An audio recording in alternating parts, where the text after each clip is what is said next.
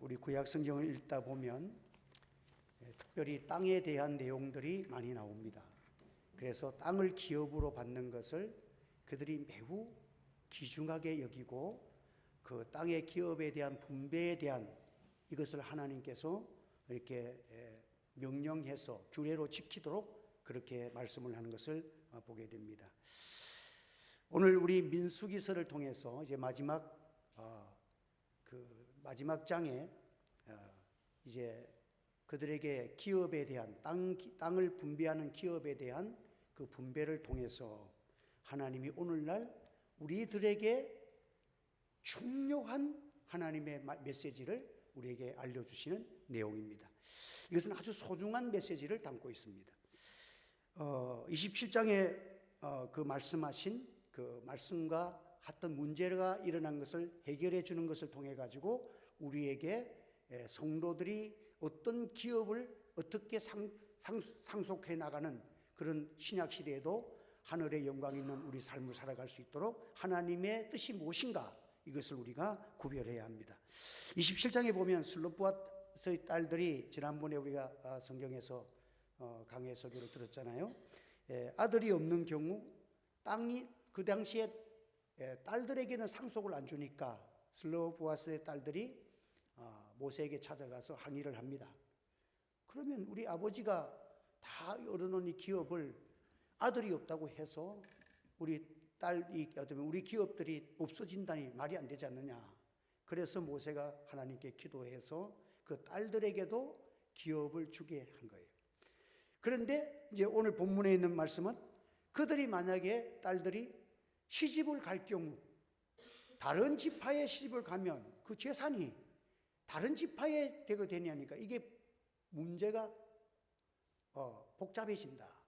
그래서 여기에 대한 이의가 들어왔어요.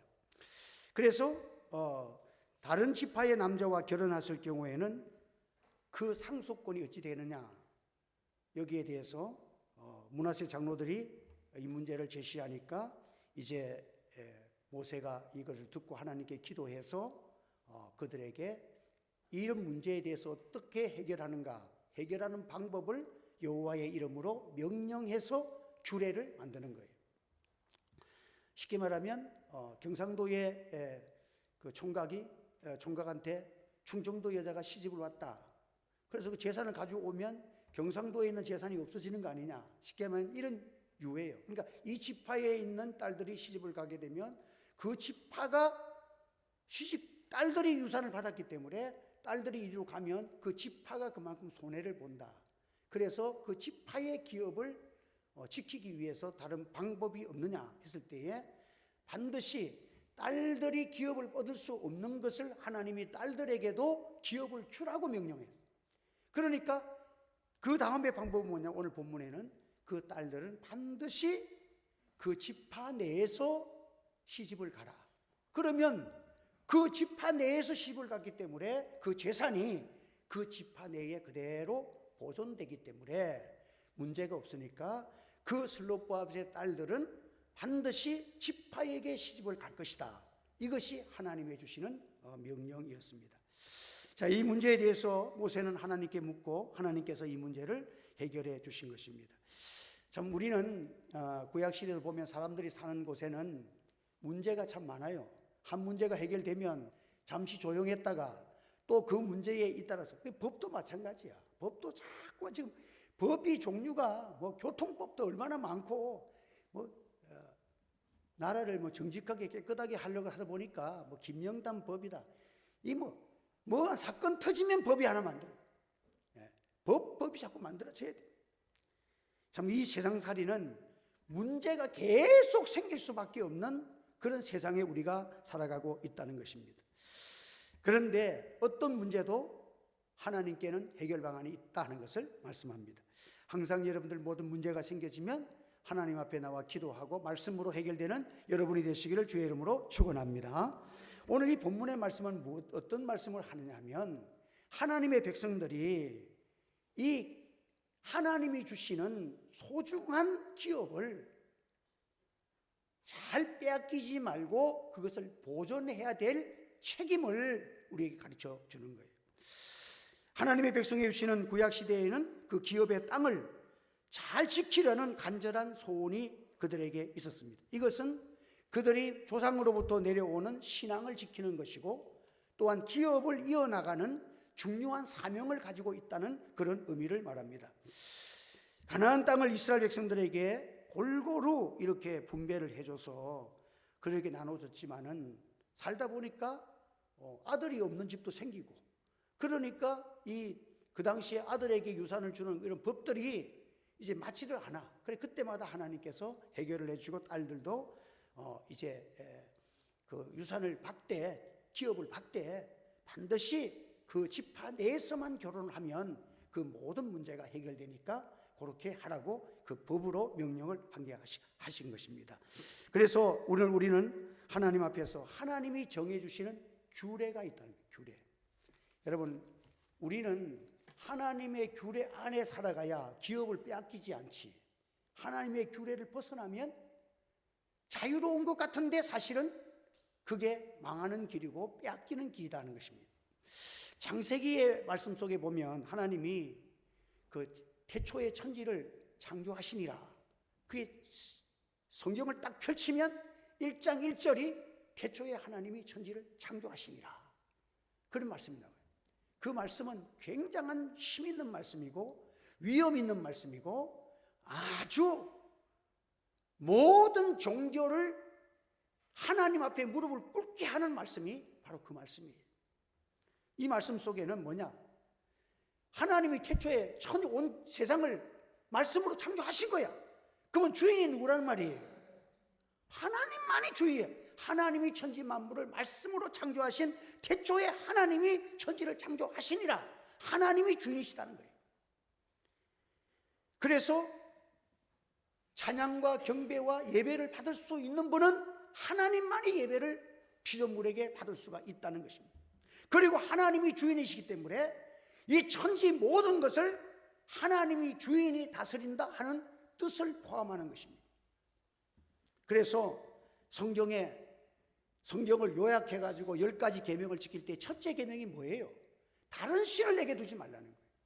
이게 하나님 앞에는 천지를 창조하시고 주인이시고 그 누구도 하나님과 비교할 수 없는, 하나님이 모든 것의 근원이 되시는, 주인이 되시는, 생명의 근원도 하나님이시고 창조의 물질의 근원도 하나님이시고 모든 정사의 근원도 하나님이시냐. 하나님이 만드시고 하나님이 그것을 다스리고 계신다. 그러니까 인생 중에서 가장 어리석은 자가 누구냐? 우상을 섬기는 자입니다. 하나님밖에 없는, 주인은 하나님밖에 없는데 하나님 외에 다른 것이 구원이 있다? 그거는 자기 생각이야. 하나님의 말씀, 예수 믿는 길 외에는 구원의 길은 없어. 이것이 하나님이 우리에게 주신 것입니다. 그래서 하나님이 세상을 창조하실 때에 처음 보면 땅도 있고 물도 있고 다 있지만은 혼돈되고 공허하고 깊은 어둠 속에 세상이 존재되고 있어. 그 위에 하나님의 신이 운행하십니다. 하나님의 손길이 닿기 시작한다는 거예요. 하나님이 일을 하기 시작한다는 거예요. 그러니까 새로운 세상들이 펼쳐나갑니다. 하나님의 영은 수면에 운행하신다. 물,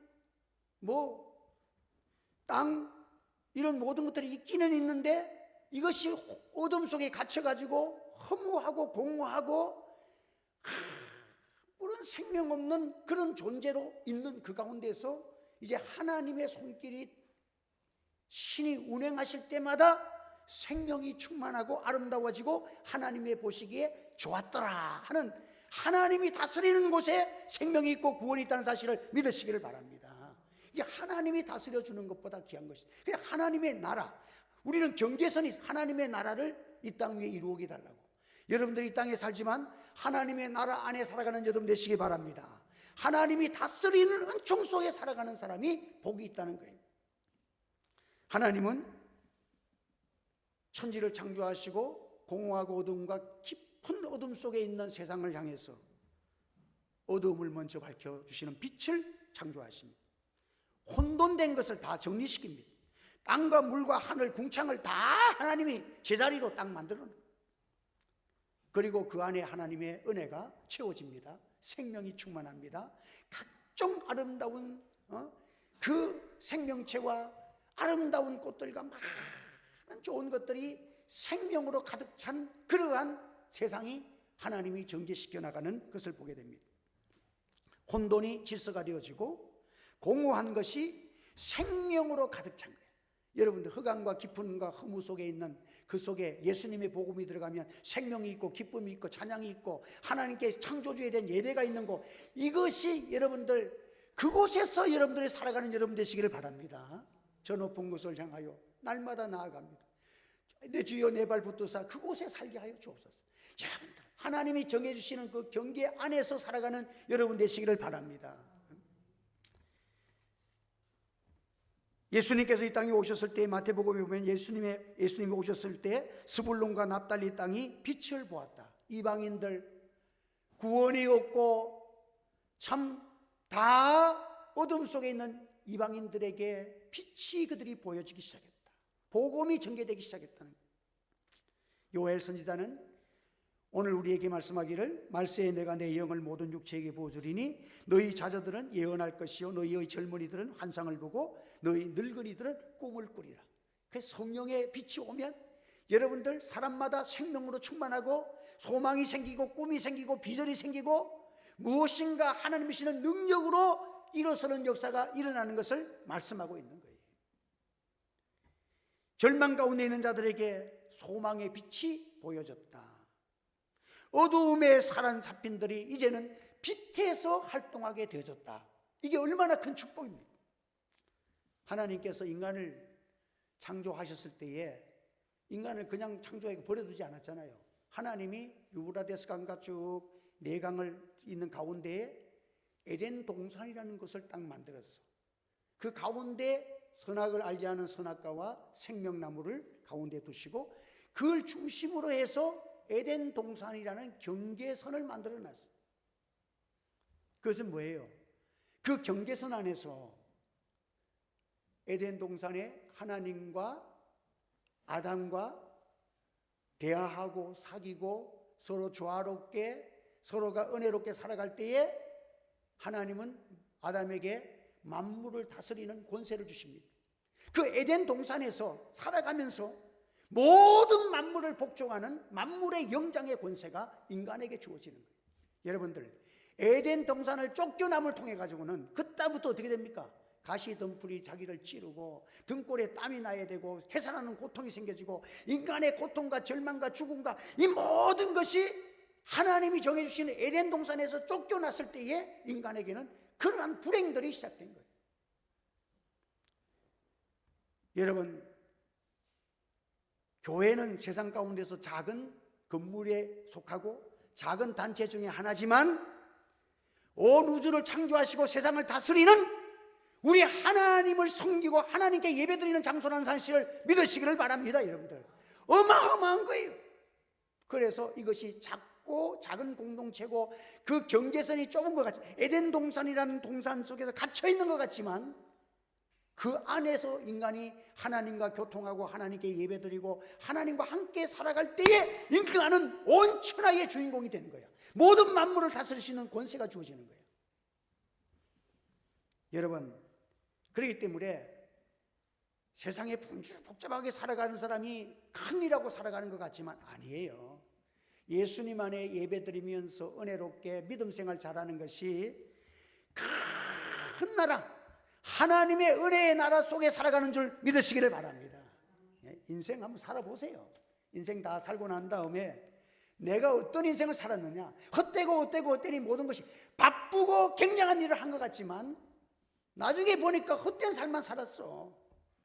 그런데 하나님께 예배드리고 또 이렇게 하나님의 율례와 계명을 지켜가면서 믿음 안에 살아가는 생활이 작은 공동체 안에 살아가는 것 같지만 하늘의 영광과 천사가 부러워하는 구원과 만물을 다스릴 수 있는 인간의 회복이 큰 나라가 그 속에 있다는 사실을 믿으시기를 바랍니다. 그래 여러분들 말씀 안에 살아가고 하나님의 규례 안에 살아가고 은혜 아래 살아가는 것보다 큰 사람이 없어. 하나님이 다스리는 그 은혜 속에 살아가는 자가 행복한 것입니다. 그 자에게는 하나님께서 아담과를 에덴 동산에 경계선을 두시고 그 안에 두시면서 뭐합니까? 첫째는 그들에게 복을 주시며, 합니다. 그들에게 복을 주시며, 하나님 경계 안에 들어가 있을 때에 뭐 만물들까지 생육하고 번성하고 땅에 충만하라, 땅을 다스리라. 이 하나님이 왕되심에 그 안에서 경배하고 하나님을 찬양하고 하나님과 더불어 살아가는 그 생활 속에서 온 땅에 충만케 하시는 생명의 역사가 하나님이 주시는 에덴 동산에 주시는 은혜입니다. 온 땅을 다스리는, 생육하고 번성하고 땅에 충만하고 모든 생물을 다스리는 권세, 이것이 바로 그 속에 하나님의 규례 속에 있다는 거예요. 그래서 이 신약 신경에도 우리 예수님께서 하나님 나라를 설명하면서도 겨자씨 하나가 땅에 떨어지면 겨자씨 씨 중에 가장 작은 씨야. 배추씨만큼 작은 씨야. 아주 작은 씨인데 그것이 하나가 떨어졌어. 근데 그게 하나님 나라야. 하나님 나라. 그 하나님 나라의 겨자씨가 하나 딱 떨어졌는데 이것이 자라니까 싹이 나고 자라서 나무가 되어서 커지고 나니까 공중에 날아다니는 새들도 거기 다 모여들어. 이게 하나님의 나라라 하는 것입니다. 여러분, 주님 안에 믿음으로 살아가는 생활이 얼마나 크다는 것을 여러분 기억하시기 바랍니다. 결국은 보면 내 영혼이 잘된 같이 범사에 잘되고, 주님과 복음을 위해서 고난받는 자는 땅에서도 100배의 복을 받고, 이것이 하나님 나라 속에 들어있는 비밀이라는 거예요.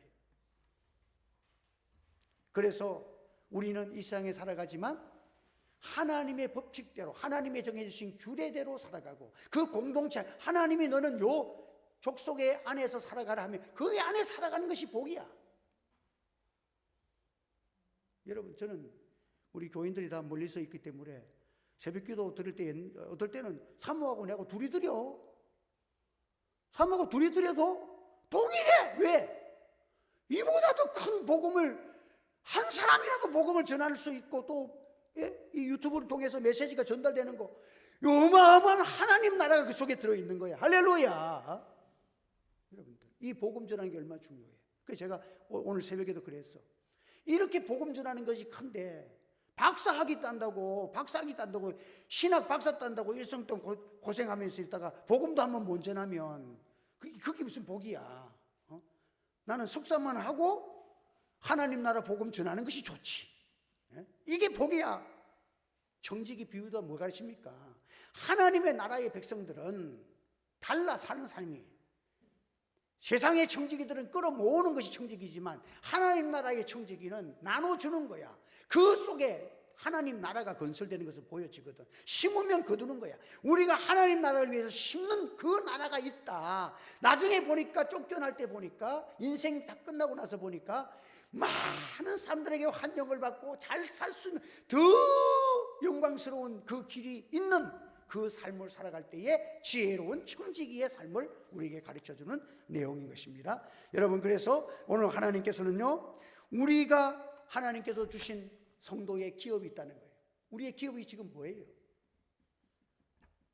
내 하나님 여호와께서 내게 주어 얻게 하시는 땅, 내 기업에 대한 소유의 땅에서 선인의 정한 내 이웃의 경계표를 이동하지 말지니라. 신명기 19장 10절에 보면 하나님이 정해주신 기업의 경계표, 옛날 같으면 이렇게 말뚝을 쳐가지고 이렇게 딱 경계를 해놓습니다.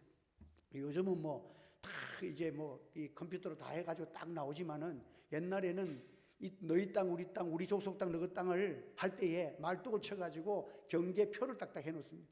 그런데 어떤 사람이 욕심을 끌어가지고 경계표를 말뚝을 갖다가 밤중에 홀려와가지고 이쪽으로 자기 쪽으로 좀 멀리 탁 자기 그 땅을 넓혀놔버려. 이렇게 되면서 전쟁이 일어나고 죽이고 그런 일이 벌어지잖아. 경계표를 이동하지 말라 그랬습니다. 오늘 본문에 있는 말씀도 하나님께서 주시는 경계 그 기업의 땅을 절대로 빼앗기지 말라. 나봇이라는 사람이 포도원을 가지고 있을 때에 아합 왕이, 그 포도원이 왕의 궁궐 옆에 있어. 가까운 데 있어. 그런데 이 왕이 많은 땅을 가지고 부자지만은 그 땅이 꼭 갖고 싶어. 그 땅이 좋아 보여. 그래서 나봇에게 말하기를, 이 너희 포도원이 내 궁궐 옆에 있으니까 그 포도원은 내게 주고 대신 내가 더 넓고 좋은 땅을 저 멀리 있지만은 거기 내가 줄 테니까 거기 가라. 팔든지 이 좋은 땅을 이렇게 많은 땅을 줄 테니까 그리로 가고 그 땅을 내게 달라. 그럴 때 에봇은 내가 팔 수도 없고 바꿀 수도 없습니다. 이유는 내 조상들이 내게 지키라고 주신 기업의 땅이기 때문에 나는 이 땅을 지켜야 됩니다. 그 땅을 지키기 위해서 아합 왕에게 죽임을 당합니다. 나봇이라는 사람이 그 당시에 선조들에게 받은 그 기업, 선조들이 대대로 자손들에게 지키라는 선조들의 조상의 명령이 그 속에 있기 때문에 이 땅은 팔 수 있는 땅이 아니라 내가 지켜야 될 땅이라는 거예요. 여러분들, 오늘도 우리는 예수님의 십자가의 보배의 피로로서 영원한 생명과 구원을 받은 하나님의 백성들로서 하나님이 지켜야 될 기업을 굳게 지키는 여러분 되시기를 바랍니다. 우리는요, 정말 세상 사람들이 갖지 못한 기업이 있어. 이 기업이 뭔지 아세요? 목사가 왜 귀합니까? 예배 드리는 거 귀한 것입니다. 할렐루야. 기도하는 거 귀한 것입니다. 하나님이 주시는 기업이에요. 우리 믿음의 선조들은 어떤 어려움이 있어도, 환난이 와도, 공고가 와도, 질병이 와도, 고통이 와도 살아계신 하나님 앞에 기도로서 모든 문제를 풀고 해결하고 교회를 일으키고 하나님을 간증하고 하나님의 영광을 땅 위에 선포했습니다. 여러분, 이 기업, 코로나를 통해 가지고 하나님이 잠깐의 한국교회를 2, 3년 동안 실험을 했어. 예배를 쉽게 내놓은 교회들이 지금 다 무너졌습니다. 그러나 하나님이 주시는 기업을 지키려고 애를 쓴 교회는 무너지지 않아. 하나님의 은혜와 축복이 있는 줄 믿으시기를 바랍니다. 하나님의 주신, 나에게 주시는 소중한 명령적 기업이 있어. 한번 따라서 말세가 될수록 모이기를 힘쓰라. 하나님의 명령을 붙들고 살아가는 여러분 되시기를 바랍니다. 약속을 붙들고 인내하고 소망하고 기도하며 살아가야 됩니다. 그래서 오늘 우리는 내가 하는 일이 작든 말든 하나님 주신 기업이야.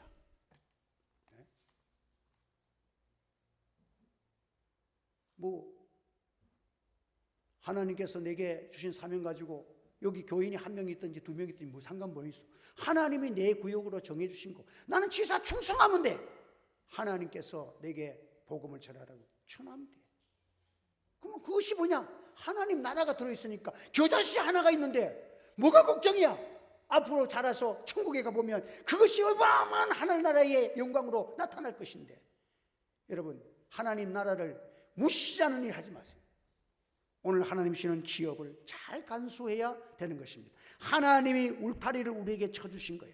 이 울타리는 어떨 때 보면 이거 꼭 이렇게 해야 되나? 어떤 목사님이 이거 새벽기도 뭐 하나 이거 너무 힘드는 거야. 교인들도 별로 없는데. 이러니까 어느 날 가가지고 누가 새벽기도 만들어가지고 사람 못 살게 하노 이랬다는 거야. 누가 만들었어? 예수님이 새벽기도 했잖아. 예수님이 만드신 거야. 그러니까 오늘 우리는 여러분들 이 세상에서 내게 불편한 것 같지만 울타리가 얼마나 소중한 건지 몰라. 하나님이 정해주신 울타리는 아름다운 것이에요. 교회라는 울타리는, 우리는 다 피조물이잖아. 약하잖아. 인간이 자유롭게, 어린아이가요, 자유를 마음대로 줘보세요. 지 마음대로 하고 싶어. 뭐 하겠어?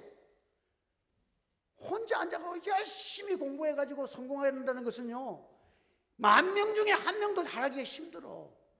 컴퓨터하고 게임하고 놀고 그냥 친구들 따라서 그냥 막 엉뚱한 것을 하고 이러기는 쉽지. 어머니라는 가정이라는 경계 아래 살아가는 아이가 그래도 안전하고 그래도 바르게 자라갈 수 있는 그런 은혜가 있잖아. 오늘 우리는 자유와 방종은 엄격히 구별되어야 합니다. 성도는 자유한 신분이지만 가장 자유가 어디에서 얻어지느냐? 말씀 안의 자유, 하나님 안의 자유, 하나님의 성령의 인도하시는 아내의 자유가 여러분의 자유가 진정한 자유인 줄 믿으시기를 바랍니다. 이스라엘 백성들은 자유로운 민족이 됐지만은 어디 아래 살아야 됩니까? 광야를 지날 때에 구름 기둥과 불 기둥 아래서 살아야 돼. 다른 데 가면 안 돼. 그럴 때에 천하 모든 민족이 그 민족을 해할 수 없는 전능하신 하나님이 이스라엘 민족의 하나님이 되어 주시는 거예요. 그 누구도 이스라엘 민족을 멸할 수가 없는 것입니다. 하나님의 사랑의 울타리 안에서 행하는 것이 결과적으로 내게 축복이 된다는 것입니다. 사람들은 단순하게 생각합니다. 약함보다는 강함을 좋아하고 병든 것보다는 건강을 더 좋아하고. 그런데 그리스도인들은 좀 다른 평가가 있습니다. 사도 바울은 하나님께 몸에 질병이 있어가지고 너무 고통스러워서 3번이나 기도해요. 하나님, 이 병을 좀 가져가도 나에게 고쳐달라고. 근데 하나님 응답을 안 해주셨어요. 나중에는 감사해서, 하나님 감사합니다. 이 병이 없었더라면 내가 누구에게도 교만하고 자만하고 방종하고 이랬을 텐데, 이 가시 같은 질병을 통해서 내가 하나님 앞에 엎드려서 기도하고 설교 한번 하려고 그래도 이 가시가 막 찔리고 이러면 설교를 못 하잖아, 아프면. 그러니까 심지어는 간질이라는, 신학자들 같아서는 사도 바울이 가진 병이 안질이라는 것도 있고 간질이라는 것도 있고 있으니까, 만약 간질병이 있다 그러면 설교하다가 거품 내리고 쓰러지면 어찌 될 거야. 그러니까 하나님 앞에 설교하기 전에 얼마나 기도 많이 했겠어. 하나님, 내 설교 시간에 나를 지켜달라고. 그래 간절히 기도하고 나니까 그냥 성령께서 역사하고 손수건만 얹어도 병마가 떠나가고 죽은 자가 살아나고 역사가 일어나잖아. 이러면 하나님 앞에서 주의 경계 아래서 믿음으로 자기의 교만을 꺾고 하나님 말씀 안에 살아가는 것이 기적을 창조하는 길이었고, 그 사도 바울을 통해서 이방인 선교의 대역사를 일으키는 그 능력이 되어졌다는 거예요.